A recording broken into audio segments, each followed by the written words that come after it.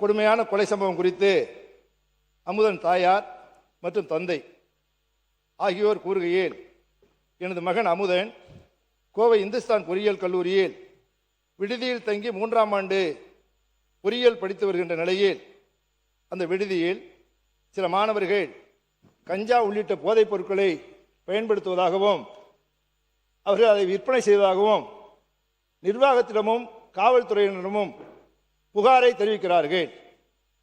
புகாரை தெரிவித்த அந்த புகார் வெளியே தெரிவிக்கப்பட்டு விட்டதால் அந்த மாணவன் யாரெல்லாம் புகாருக்கு உட்படுத்தப்பட்டார்களோ அவர்களால் தாக்கப்படுகிறான்.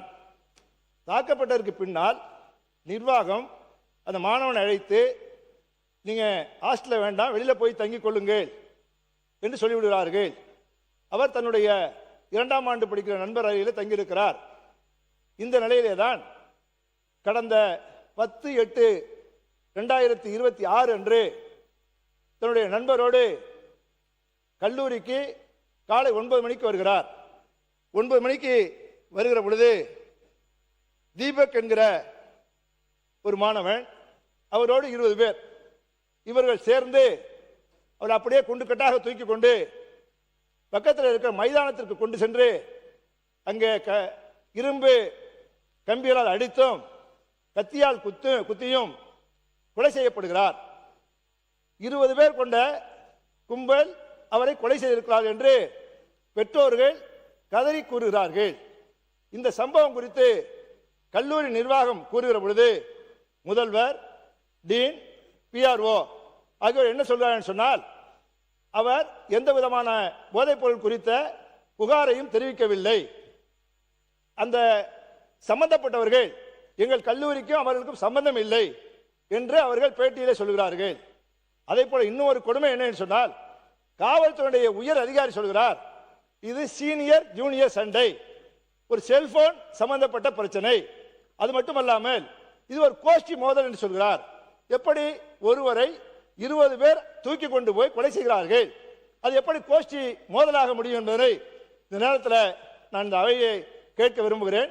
அது மட்டுமல்லாமல் காவல்துறை உண்மையை மறைப்பதற்கு முயற்சி செய்கிறது.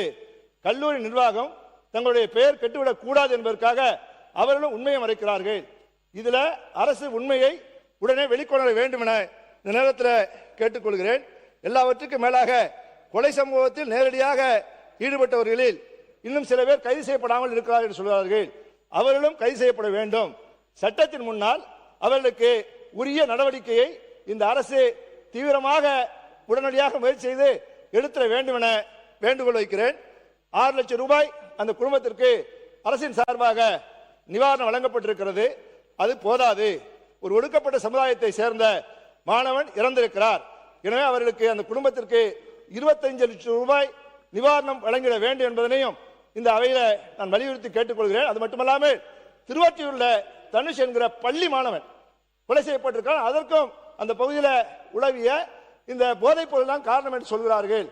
எனவே மாண்புமிகு எங்களுடைய முன்னாள் முதலமைச்சர், கழகத்துடைய பொதுச்செயலாளர் எடப்பாடியார் அவர்கள் அவ்வப்பொழுது குறிப்பிடுவதைப் போல பள்ளிகளிலும் கல்லூரிகளிலும் எந்த காரணத்தை கொண்டும் போதைப் பொருட்கள் இருக்கக்கூடாது, அதை இரும்பு கரம் கொண்டு ஒடுக்க வேண்டும் என்று சொல்லிக் கொண்டிருக்கிறார்கள். அந்த அடிப்படையில் அது பள்ளிகளாக இருந்தாலும் கல்லூரிகளாக இருந்தாலும் எல்லா இடங்களும் போதைப் பொருள் புழக்கத்தை உடனடியாக இந்த அரசு கட்டுப்படுத்த வேண்டும். பெற்றோர்கள் இன்றைக்கு பயத்தில் வீதியில் இருக்கிறார்கள். அதே போல அந்த மாணவனுக்கு அளித்ததை போல அவருக்கு வீட்டுக்கு வேலை, ஒரு வீட்டில் ஒருவருக்கு வேலை, அதே போல வீட்டுமனை பட்டா கொடுத்திருக்கிறார்கள். அதே போல திருவாற்றியூர் மாணவன் தனுஷுக்கும் வழங்கிட வேண்டும் என இந்த அவையை வலியுறுத்தி கவனத்திற்கு கொண்டு வந்து அமர்கிறேன். வணக்கம். மாண்புமிகு உறுப்பினர் முனைவர் கணேஷ்குமார் அவர்கள் சுருக்கமா. மாண்புமிகு பேரவைத் தலைவர் அவர்களே, கோவை மாவட்டத்தில் அமுதன் என்கின்ற ஒரு கல்லூரி மாணவர் 20 பேர் கொண்ட கும்பலால் அடித்து படுகொலை செய்யப்பட்டிருக்கிறார். இதற்கு கல்லூரி நிர்வாகத்தின் சார்பாகவும் காவல்துறையின் சார்பாகவும் ஒரு கருத்து தெரிவிக்கப்பட்டாலும் கூட அம்மாணவனுடைய பெற்றோர்கள் அந்த மாணவன் ஒரு விசாரணையின் பொழுது இந்த பகுதியில் இவ்வாறாக போதைப் பொருட்களுடைய பழக்கம் இருக்கிறது என்று தெரிவித்ததாகவும், அந்த தகவல் யார் யார் அந்த போதைப் பொருட்களை விற்கிறார்களோ அவர்களுக்கு சென்றடைந்த காரணத்தினால் அவர்கள் திட்டமிட்டு ஒன்று கூடி அம்மாணவனை அடித்து கொண்டிருக்கிறார்கள் என்று அவர்களுடைய பெற்றோர் கூறுகிறார்கள். இருவேறு கருத்துக்கள் இவ்வாறு நிலவி கொண்டிருக்கக்கூடிய சூழ்நிலையில் எதுவாக இருந்தாலும் அது மாணவன் கொலை செய்யப்பட்டது என்பது போதைப் பொருட்கள் சம்பந்தமான விஷயம் என்று அறியும் பொழுது மனவேதனை அடைகிறது. இதேபோல் திருவொற்றியூர் பகுதியிலும் தனுஷ் என்கின்ற மாணவன் அடித்து கொலை செய்யப்படுகிறான். அதற்கும் காவல்துறை சார்பாக ஒரு கருத்து சொல்லப்படுகிறது. பெற்றோர்கள் வேறு விதமாக கஞ்சா புழக்கத்தினால் ஏற்பட்ட தகராறு, ஆள் மாறி இவர்களை தாக்கிவிட்டார், அதனால் இவர் உயிரிழந்து விட்டார்கள் என்று சொல்கிறார்கள். நாம் மனதில் கொள்ள வேண்டிய விஷயம் என்னவென்று சொன்னால், இன்றைக்கு இந்த கஞ்சா பழக்கம், போதைப் பொருள் பழக்கம் என்பது 18-15 வயது கல்லூரி மாணவர்கள், பள்ளி மாணவர்களிடையே கிடைக்கக்கூடிய சூழ்நிலை இன்றைக்கு இருந்து கொண்டு இருக்கிறது என்பதுதான் நாம் எல்லாம் கருத்தில் கொள்ள வேண்டிய முக்கியமான ஒரு விஷயமாக இருந்து கொண்டு இருக்கிறது. இந்த ஆட்சி பொறுப்பேற்றவுடன் போதை ஒழிப்புக்கென்று தனி படையை அமைத்திருக்கிறோம். அது செயல்பாட்டில் இருக்கிறது. பெண்களின் பாதுகாப்புக்காக சிங்கப்படை அமைத்திருக்கிறோம். அதுவும் நடைமுறையில் நல்லபடியாக இருந்து கொண்டு இருக்கிறது. ஆனால் கடந்த 24 மணி நேரத்தில் மட்டும் 5 கொலை சம்பவங்கள் இன்றைக்கு நடந்திருக்கிறது. இதை பற்றி நான் விரிவாக செல்லவில்லை. ஏனென்று சொல்கிறேன் சொன்னால், நாம் மனதில் கொண்டு யோசிக்க வேண்டிய விஷயம், கடந்த ஆட்சி எந்தெந்த காரணத்திற்காக மாற்றி இந்த ஆட்சி அமைந்திருக்கிறதோ அந்த சம்பவங்களும் அந்த காரணங்களும் போதைப் பொருள் விற்பனையும் பெண்களுக்கு எதிரான குற்றங்களும் இன்றைக்கும் நடந்து கொண்டிருப்பது என்பது வேதனை அளிக்கக்கூடிய விஷயமாக இருந்து கொண்டிருக்கிறது. இது குறித்து மேலும் இது போன்ற சம்பவங்கள் நடைபெறாமல் தடுக்க வேண்டிய வண்ணம் இந்த அரசு உரிய வெளிப்படைத்தன்மையுடன் நடவடிக்கை மேற்கொண்டு ஓய்வு பெற்ற நீதியரசர் தலைமையில் ஒரு பொதுவான விசாரணையை மேற்கொண்டு இந்த 2 கொலை சம்பவத்திற்கும் என்ன காரணம் என்பதை மக்களுக்கு தெளிவுபடுத்த வேண்டிய கட்டாயம் அரசிடம் இருக்கிறது. காவல்துறை விசாரணை என்பது போதுமானதாக இருக்காது. அதனால் ஒரு ஜுடிஷியல் இன்வெஸ்டிகேஷன் தேவை என்று கேட்பதுடன் இது போன்ற சம்பவங்கள் மேலும் நடைபெறாமல் தடுக்கின்ற வண்ணம் நடவடிக்கைகளும் கடுமையாக இருக்க வேண்டும், தனி சட்டங்களும் இயற்றப்பட வேண்டும் என்று பாட்டாளி மக்கள் கட்சியின் சார்பாக இதாவின் கவனத்தை ஈற்று அமர்கிறேன். மாண்புமிகு உறுப்பினர் எம் போஜராஜன் அவர்கள். தலைவர் அவர்களே, பேரவைத் தலைவர் அவர்களே, கல்வி கூடம் என்பது கல்வியை தருவது மட்டுமல்ல, ஒரு ஒழுக்கத்தையும் எதிர்காலத்தையும் ஒரு நல்ல மனிதனாக ஹியூமன் பீயிங் ஹியூமன் பண்ற இடம் தான் கல்வி கூடம். ஆனா இன்னைக்கு தமிழகத்தில் கல்வியில் சிறந்த தமிழ்நாடு என்று நாம் போற்றுகின்ற நிலையில் பள்ளி மாணவர்களிடையே இந்த மாதிரி ஒரு சூழ்நிலை உருவாகும் பொழுது எதிர்காலமே எப்படி ஆகிவிடுமோ என்ற ஒரு பயம்.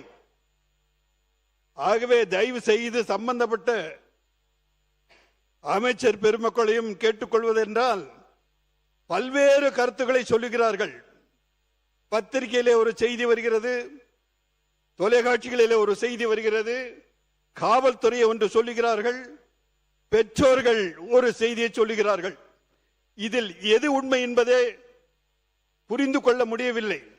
ஆகவே அவர்களுடைய பாதுகாப்புக்காக சொல்லப்படுகின்றதை கவனமாக ஆராய்ந்து காவல்துறை இதில் முக்கிய பங்கு எடுத்து எந்தவித இடர்பாடும் இல்லாமல் நடுநிலைமை வகித்து எதிர்காலத்தில் இது போன்ற ஒரு நிகழ்வு வந்துவிடக் கூடாது என்ற ஒரு கண்டிக்கத்தகுந்த பெரிய ஒரு தண்டனையை கொடுத்து எதிர்காலத்தில் இந்த மாதிரி நிலை வரக்கூடாது, தமிழகத்தில் இந்த மாதிரி சூழ்நிலை வந்தது என்ற ஒரு நமக்கு ஒரு மரியாதை குறைவான சூழ்நிலையை நாம் எல்லோரும் சேர்ந்து உருவாக்கி விட வேண்டாம். அதற்கு எந்த அரசு என்பது அல்ல, எல்லோரும் ஒன்று சேர்ந்து இது போன்று நிகழ்வு எங்கு இருந்தாலும் சம்பந்தப்பட்டவர்களுக்கு காவல்துறைக்கு நமது பதிவை சொல்லி இது எதிர்காலத்தில் நடக்காமல் இருப்பதற்கு நாம் உதவி செய்ய வேண்டும் என்பதை கூறி எங்களுடைய பாரதிய ஜனதா கட்சியின் சார்பாக இந்த கவன ஈர்ப்பு தீர்மானத்தை விவாதித்து எதிர்காலத்தில் இது போன்ற செயல்கள் வராமல் தடுக்க வேண்டும் என்று கேட்டுக்கொள்கின்றேன். பேரவைத் தலைவர் அவர்களே. மாண்புமிகு உறுப்பினர்